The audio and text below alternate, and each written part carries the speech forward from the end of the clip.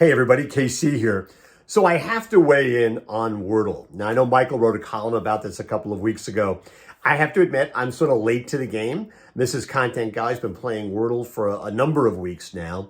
And I sort of, didn't really pay that much attention to it. It was sort of like this vague thing she was talking about. And I just, sort of dismissed it in the back of my mind as something she was going to do and I wasn't going to do. But I've actually now played it for about a week. I'm totally hooked.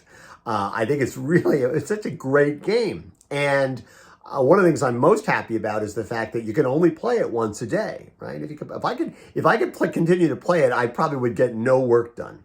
The other thing I like about it is that Mrs. Content Guy and I, what we often do is after she's done it and I've done it, we compare like how many steps it took us to get to the word and then sort of explain the way we were thinking about it. And then I've also done that with like Michael St. Solo does it. We've sort of done the same thing. So I think it's terrific. I'm having a lot of fun with it. I'm also trying not to overthink it too much, right? It's a nice distraction, keeps the brain going. Really good thing to do when you get to be a certain age, which for me is not for 20, 30 years from now, but anyway.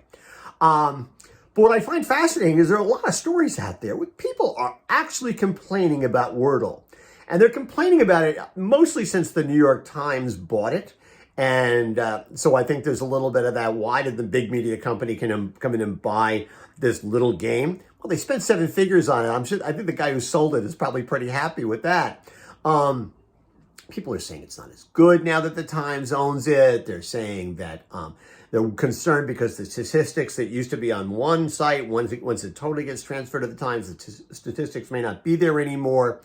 And they're saying, the words are too hard in certain cases, or they're not too hard, they're too hoity-toity, right? They're words that not most people would know, that the Times is somehow switching it so it's only going to appeal to urban elites.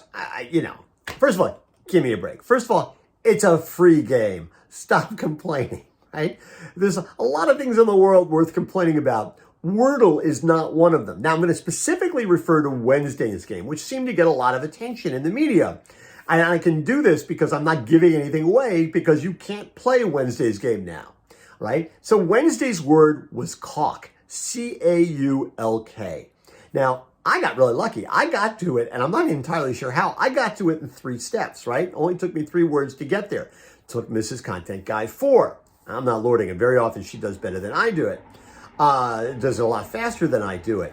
But people are out there actually online, social media, that kind of stuff, saying, oh, come on, it's a word that nobody knows. You got to be Bob Vila to know it. You have to be a DIY guy to do it. You have to have actually remodeled a house to know the word caulk. Well, first of all, here's the deal. If you have a bathroom, the odds are pretty good you have caulk. I'm just saying, it's not a word that most people should be unfamiliar with. And the other thing, by the way, that it's a really good thing about Wordle is ideally it sort of expands your vocabulary a little bit.